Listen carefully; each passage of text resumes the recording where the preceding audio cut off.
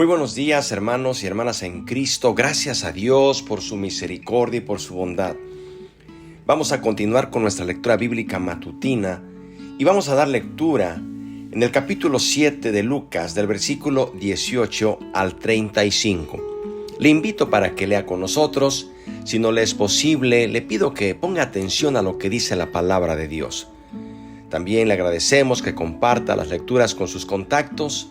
Le agradecemos el like que nos da y también que usted pueda mandarnos sus saludos, de donde nos escucha, y recuerde sus peticiones también para que al final oremos por cada una de ellas. Vamos a dar lectura a la palabra de Dios. Dice: los discípulos de Juan le dieron las nuevas de todas estas cosas. Y llamó Juan a 2 de sus discípulos y los envió a Jesús para preguntarle: ¿eres tú el que había de venir o esperaremos a otro? Cuando pues los hombres vinieron a él, dijeron: Juan el Bautista nos ha enviado a ti para preguntarte: ¿eres tú el que había de venir o esperaremos a otro? En esa misma hora sanó a muchos de enfermedades y plagas y de espíritus malos, y a muchos ciegos les dio vista.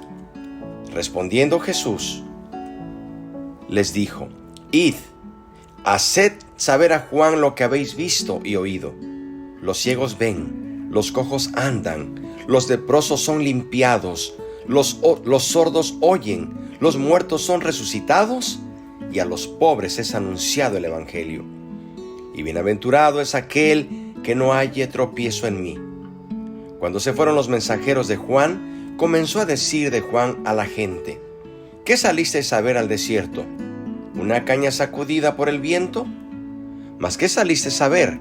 ¿A un hombre cubierto de vestiduras delicadas? He aquí los que tienen vestiduras preciosas y viven en deleites, y en los palacios de los reyes están. ¿Mas qué salisteis a ver? ¿A un profeta? Sí, os digo, y más que profeta. Este es de quien está escrito: He aquí envío a mi mensajero delante de tu faz, el cual preparará tu camino delante de ti. Os digo que entre los nacidos de mujer no hay mayor profeta que Juan el Bautista, pero el más pequeño en el reino de Dios es mayor que él. Y todo el pueblo y los publicanos, cuando lo oyeron, justificaron a Dios, bautizándose con el bautismo de Juan. Mas los fariseos y los intérpretes de la ley desecharon los designios de Dios respecto de sí mismos, no siendo bautizados por Juan.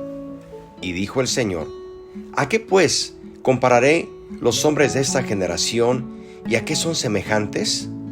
Semejantes son a los muchachos sentados en la plaza, que dan voces unos a otros y dicen: os tocamos flauta y no bailasteis, os endechamos y no llorasteis. ¿Por qué vino Juan el Bautista, que ni comía pan ni bebía vino, y decís: demonios tiene? Vino el Hijo del Hombre, que come y bebe, y decís: este es un hombre comilón y bebedor de vino, amigo de publicanos y de pecadores.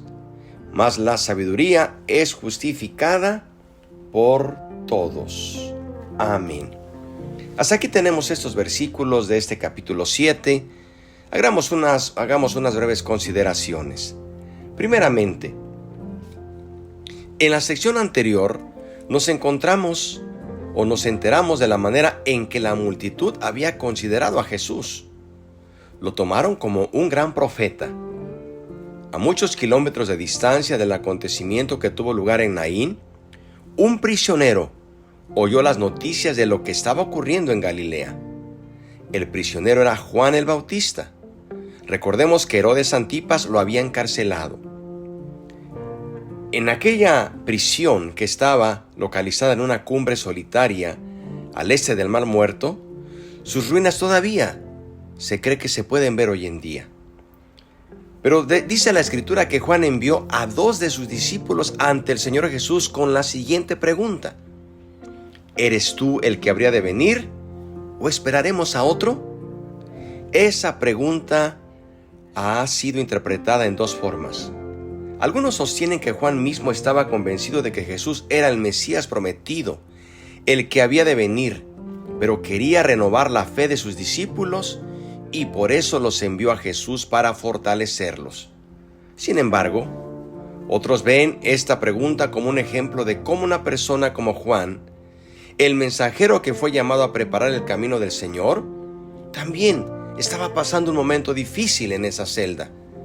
Como prisionero, aislado y excluido de los acontecimientos que estaban sucediendo, pudo haber sido también vulnerable a cierta duda. Juan había hablado del papel que Jesús iba a cumplir como justo juez. Hasta este punto, los discípulos de Juan le habían contado acerca de la aclamación popular que recibió Jesús, pero había pocas señales de su papel como juez del mundo. Es probable que Juan se sintiera un poco confuso al oír estas noticias.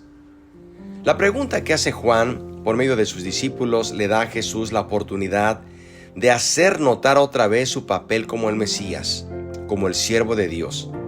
Eso ya lo había hecho en la sinagoga en Nazaret, citando las palabras de Isaías 6:11.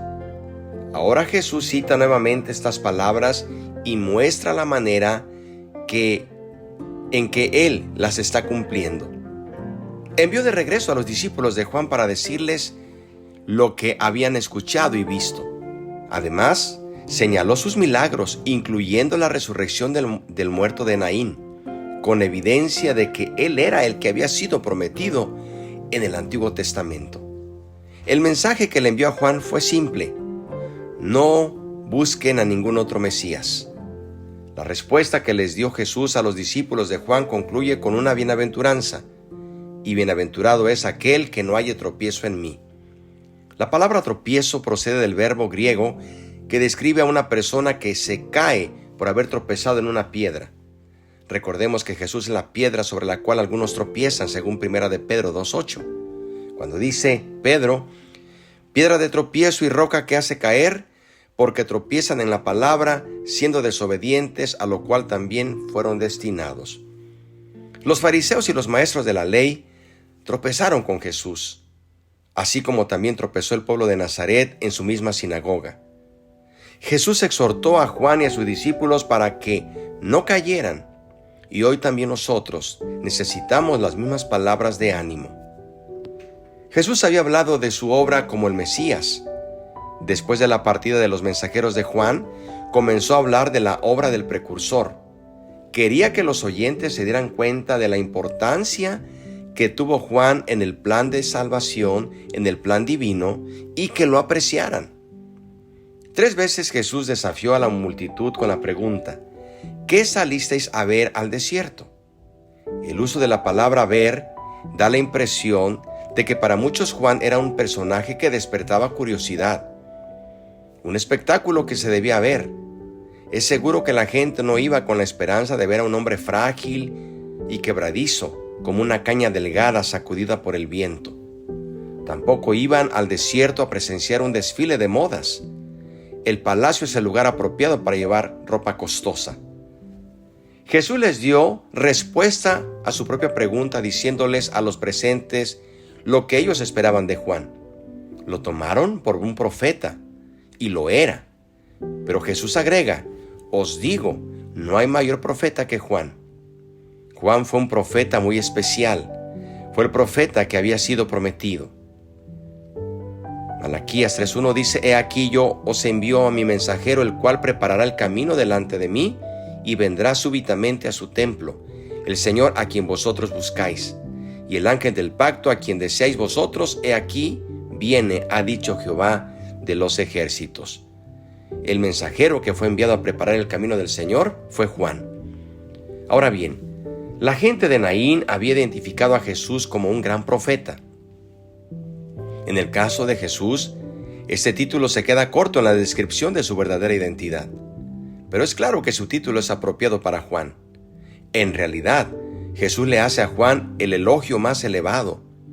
No hay ningún ser humano que sea más importante que Juan, según Jesús, así lo describe.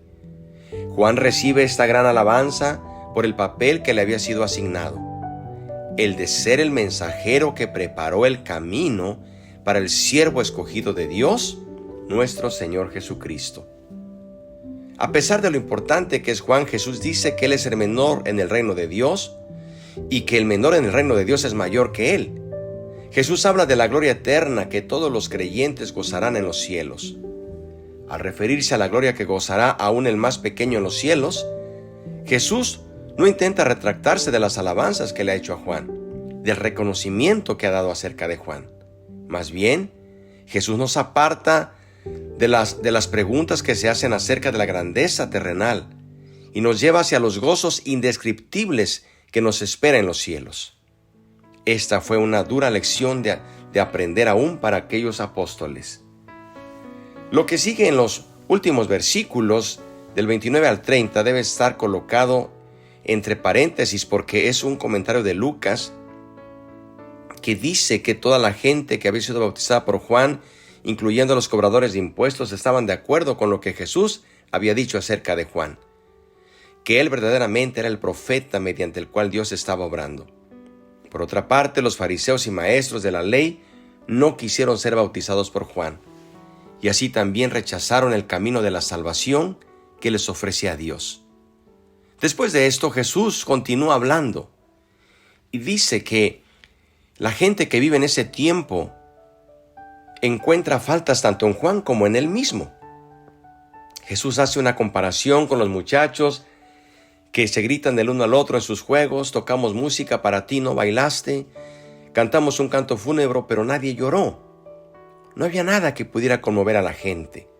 Juan era demasiado estricto y sobrio para ellos, y a Jesús lo criticaron por aconsejar contra el ayuno y por comer en compañía de los cobradores de impuestos y de los pecadores.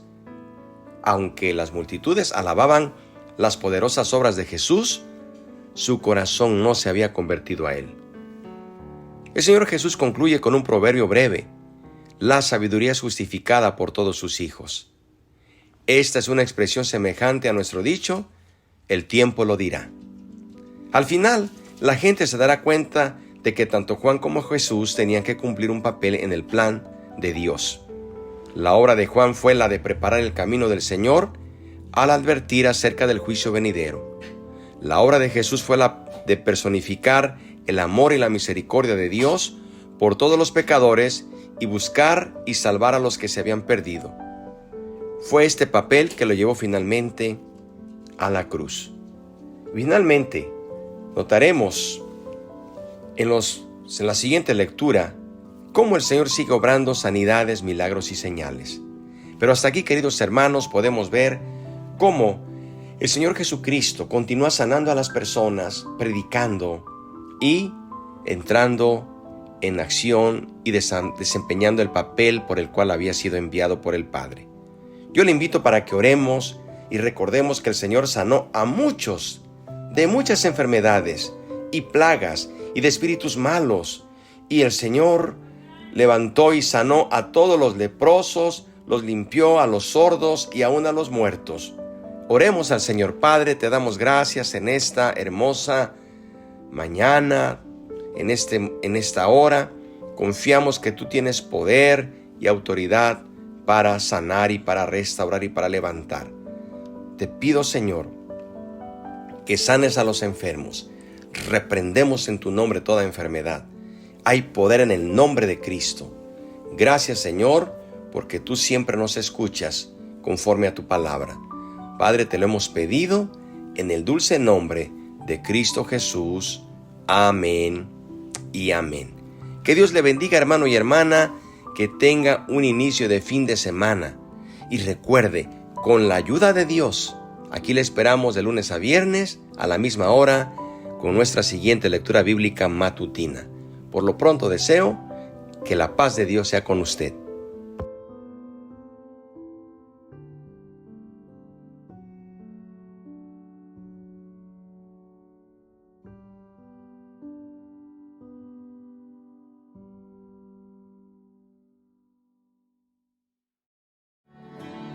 Jesús respondió: Yo soy el camino, la verdad y la vida. Nadie viene al Padre si no es por mí. La Iglesia Cristiana Interdenominacional y el pastor Saúl Vega presentan Esperanza de Vida, un programa dirigido a su corazón para conocer más del poder de Dios y su palabra para bendición de nuestras vidas. Escúchenos aquí en Radio Inspiración. Si desea visitarnos y desea saber más información acerca de nuestro ministerio y conocer nuestros horarios de servicio, llámenos al 562-550-9198, 562-550-9198. Esperanza de vida. Un mensaje para su corazón. Que Dios le bendiga abundantemente.